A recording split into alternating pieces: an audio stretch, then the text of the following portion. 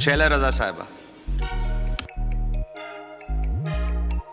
Speaker साहब, और मेरे लिए फ़ख्र की बात है कि मैं इस ऑगस्ट हाउस में पाकिस्तान पीपल्स पार्टी के रिप्रेजेंटेटिव की हैसियत से बात कर रही हूँ। तो मेरी पार्टी को ये फ़ख्र हासिल है कि इसके बानी कायद पाकिस्तान के न सिर्फ पहले मुंतखब सदर बल्कि मुंतखब वज़ीर आज़म रहे। इसकी खातून लीडर मुस्लिम उम्मा की पहली वज़ीर आज़म रही और ज़रदारी साहब को ये शर्फ़ हासिल हुआ कि वो दूसरी दफ़ा सदर बने हैं। और इस बात के साथ मुझे ये फ़ख्र है कि जब आज मैं इस स्पीच पर जिस पे बहुत कम बात की जा रही है, जिसको ना सुना गया है और ना ही बाद में पढ़ने की कोशिश की गई है, मैं उसको पाकिस्तान पीपल्स पार्टी के नज़रिए और पॉलिसी के आईने में उस पे बात करना चाहती हूँ। और मैं ये चाहती हूँ कि जो पार्टी लीडर्स पर एतराज़ भी ये किए गए हैं, उसका भी जवाब मैं अपनी पार्टी के नज़रियात में रहते हुए दूँ। मुझे बड़ी हैरानी हो रही है जब ये बात की जाती है कि ज़रदारी साहब रिकन्सिलिएशन क्यों चाहते हैं, वो पॉलिटिकल पार्टीज़ से बात क्यों करना चाहते हैं। आज इस बात को बड़े मुख्तलिफ़ तरीक़े से लिया जा रहा है, लेकिन अगर आप हमारी तारीख़ पर नज़र डालें तो ये बात बड़ी वाज़े है कि पाकिस्तान पीपल्स पार्टी की लीडरशिप ने हमेशा इस बात पर यकीन रखा कि एक पॉलिटिकल लीडर में ये सलाहियत होनी चाहिए कि वो मुल्की मामलात पे मुख्तलिफ पॉलिटिकल पार्टीज़ को एक नुक्ता नज़र पे लेकर आ सके। सर जुल्फ़कार अली भुट्टो शहीद ने जब सियासत को ज्वाइन किया तो उसके सिर्फ 4 दिन बाद इस मुल्क में पहला मार्शल लॉ लग गया। शहीद जुल्फ़कार अली भुट्टो लेनिन और माओ के फॉलोअर्स थे और लेनिन की ये सेइंग है कि आपको अपनी आवाम से हमेशा टच में रहना चाहिए और उसके लिए आपको सियासत करनी चाहिए, चाहे आपको राइट विंग की सियासत करनी पड़े। तो जुल्फ़कार अली भुट्टो ने ना सिर्फ ये कि अपने आप को मनवाया, वो उस वक्त एक काबिल तरीन नौजवान थे, लेकिन जब वो ताशकंद गए तो वहाँ से उन्होंने डिक्टेटर से बेजारी का ऐलान शुरू किया, क्योंकि वो ये समझते थे कि जो हमने जंग जीती है वो हम टेबल पे हार रहे हैं। और उसके बाद ये हुआ कि मसला कश्मीर को प्रेफर करते हुए हमारी पार्टी की बुनियाद रखी गई। ये बात यहाँ रुकी नहीं, हमें पूरे रास्ते दिए हैं पार्टी ने कि ख़वातीन सियासतदान को क्या करना है और मर्द सियासतदान को भी क्या करना है। बेगम नुसरत भुट्टो पहली खातून थी जिन्होंने मार्शल लॉ को चैलेंज किया जब शहीद जुल्फ़कार अली भुट्टो जेल में थे। और वक्त ने ये साबित किया कि बेशक हमें रास्ते से हटाया जाए, हमारी लीडरशिप को कत्ल किया जाए, लेकिन हम अपनी पार्टी की पॉलिसी को, अपनी पार्टी के नज़रिए को लेके आगे चलेंगे। तो पहले मैं ये बात बता दूं कि वो शख्स जिसने अपने उरूज में पार्टी बनाई, मार्शल लॉ को चैलेंज किया, जेल गया, उसके पास रास्ता था, उसके पास जवानी थी, उसके पास लोग थे, उसके पास शख्सियत थी कि वो चमचागिरी की सियासत करता रहता, लेकिन उसने अमल से ये साबित कर दिया कि इस मुल्क में मार्शल लॉ नहीं चलेगा, डिक्टेटर्स नहीं रुकेंगे और आगे बढ़ना होगा। सर, उसके बाद किसी लीडर के पास ये गुंजाइश नहीं है कि वो कठपुतली बने, थर्ड ऑप्शन बने और नए नारे लगाकर बेवकूफ़ बनाए। जुल्फ़कार अली भुट्टो रास्ता दे चुका है। और ये जो रिकन्सिलिएशन की बात पे ताना दिया जाता है, तो मैं एक दफ़ा फिर अपनी पार्टी की तारीख़ के आईने में जाऊंगी। मुझे याद आता है शिमला जाते वक्त किस तरह शहीद जुल्फ़कार अली भुट्टो ने अपने अपोनेंट लीडर से असेंबली के अंदर इत्तफ़ाक़ राय लिया, एतमाद लिया और फिर जाकर वो यादगार शिमला कॉन्फ्रेंस जो है वो शिमला का समिट हुई। तो मैं यहाँ पे पार्टी रुकी नहीं सर। जब मेरे कायद को फांसी हो गई, जब मेरी पार्टी ने अपनी कमर पे 84,480 कोड़े खा लिए, 17 फांसियाँ दे दी गईं, तो मेरी लीडर जो है वो किसी डिक्टेटर के आगे झुकी नहीं। जब डिक्टेटर ने मायूस होकर उन तमाम चमचों करछों से जो शहीद जुल्फ़िकार अली भुट्टो के जुडिशल मर्डर के बाद समझते थे कि हमें यहाँ पनाह मिलेगी, उनसे बेजारी के बाद उस कमज़ोर फिज़ीक की खातून की तरफ हाथ बढ़ाया तो उसने उन्हें ठुकरा दिया। और वो सबक जो शहीद जुल्फ़िकार अली भुट्टो ने दिया था कि हमें सिर्फ पॉलिटिकल पार्टीज से बात करनी है, उसने पॉलिटिकल पार्टीज से बात की, उन पॉलिटिकल पार्टीज से बात की जिनके लीडर्स ने हमारे लीडर की फांसी पे मिठाइयां बांटी थी, जिन्होंने शादियाने बजाए थे, लेकिन उनसे बात करके एमआरडी बनाई। ये मेरी पार्टी की शहीद जुल्फ़िकार अली भुट्टो के बाद रिकंसिलिएशन की पहली मंजिल और पहली फतह थी कि ये सबसे उसने मनवाया कि इस मुल्क में डेमोक्रेसी थी जिसे डिक्टेटर ने ख़त्म किया और अब हमने उसकी मूवमेंट करनी है रेस्टोरेशन की। तो ये रिकंसिलिएशन हमारी पार्टी का वतीरा है और हम हमेशा पॉलिटिकल पार्टी से रिकंसिलिएशन करते रहेंगे। अरे भाई क्या हुआ है? क्या किसी लीडर को जुडिशल मर्डर कर दिया गया है? क्या किसी लीडर को 11 साल एक मर्तबा और 3 साल मुख्तलिफ मर्तबा करके बग़ैर किसी सज़ा के जेल में रखा गया है? क्या उसकी ज़बान काटी गई है? क्या वज़ीर आज़म को गलत सज़ा दे के घर भेज दिया गया है? कुछ भी नहीं हुआ है। आइए बात करें। आपको शिकायत है, सबको शिकायत रही हमेशा कि इस मुल्क में कैसे इलेक्शंस होते हैं। हमसे पूछें कैसे होते हैं। रातों रात अपनी किताबों में लिखा, अपने आप को मुख्तलिफ जगह की पैदावार कहने वालों ने, सिंध के लोगों ने, कि जी हमने रातों रात इमाम मस्जिद खड़े किया इलेक्शन के लिए क्योंकि हमें कहा था।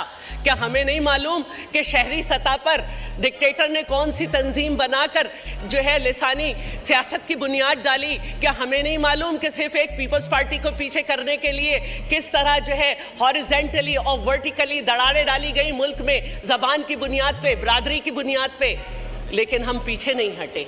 यहाँ तक कि प्री पोल रिगिंग इस तरह से होने लगी कि 4P की बुनियाद रखी गई, मेरी कायद को हटाया गया। फिर यहाँ पे रुकी नहीं प्री पोल रिगिंग की सिलसिला, मेरी कायद को शहीद कर दिया गया इलेक्शन से पहले, लेकिन हम आगे बढ़ते रहे। फिर इलेक्शन आए तो जनाब ये हुआ कि पीपल्स पार्टी इलेक्शन नहीं लड़ सकती क्योंकि तालिबान जो हैं उनकी ये धमकी है कि वो उसे उनके जलसे को बॉम्ब से उड़ा देंगे।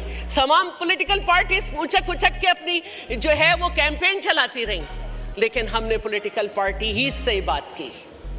हम 126 थे, लेकिन हमने अपने पार्टी के नज़रिए के ऊपर चलते हुए आइन को भी बहाल किया। हमने जो है ज़राअत भी रिकॉर्ड की, एक्सपोर्ट की।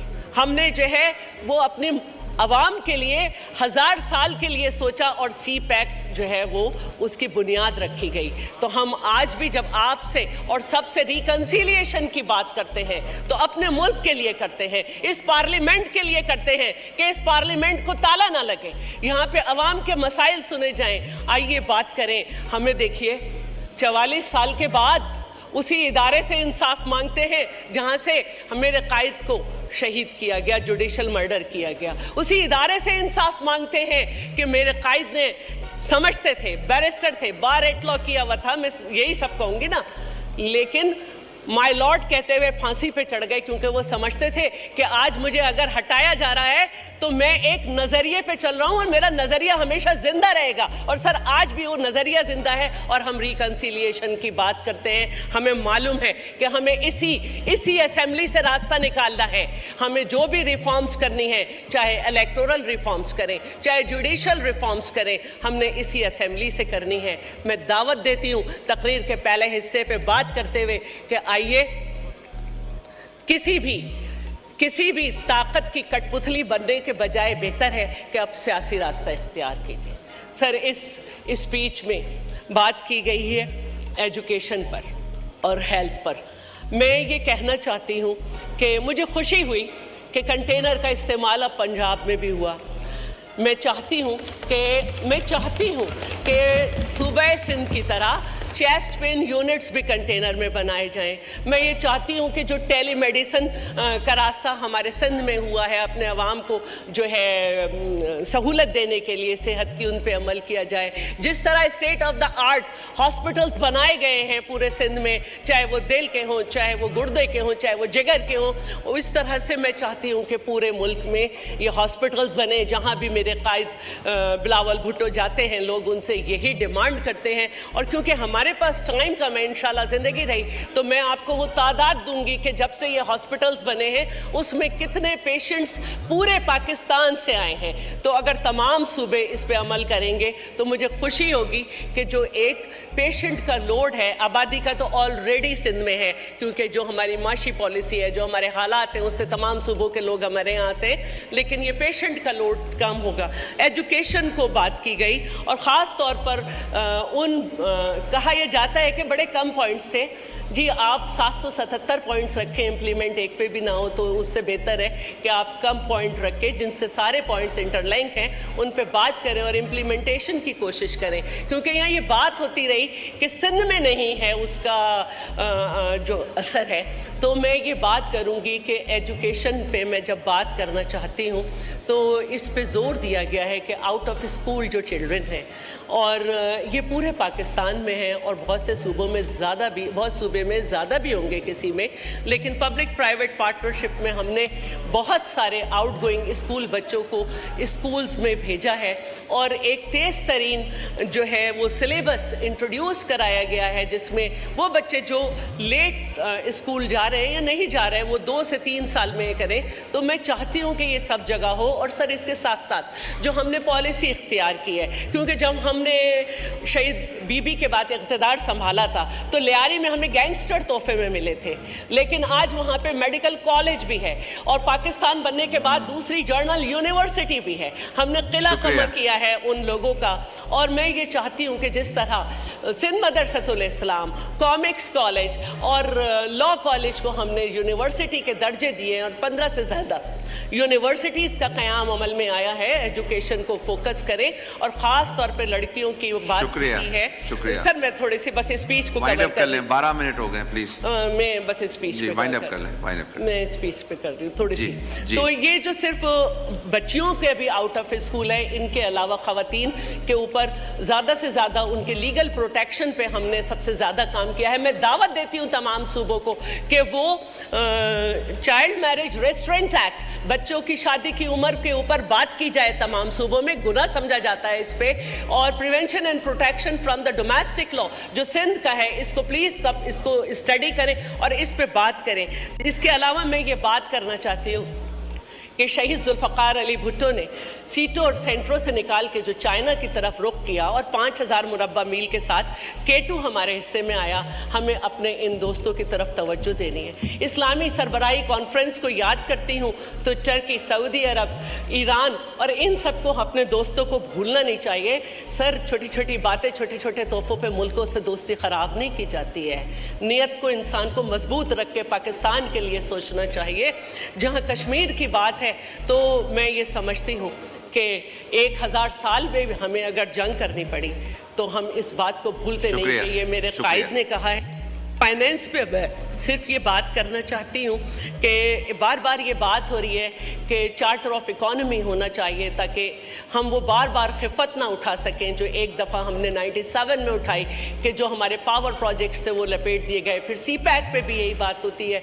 तो ये चीज़ें हैं जो हमें करनी है। लेकिन इसके साथ साथ मैं एक बात बस आखिरी ये करना चाहती हूँ कि सर देखें, जब हम बात करें तो तारीख़ को समझ के करें।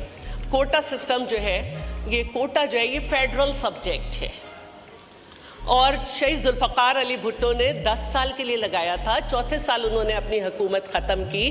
उसके बाद हम बहुत अरसे फेडरल में नहीं थे, लेकिन जहाँ से ये सवाल उठ रहा है, आप हर फेडरल हुकूमत का हिस्सा थे।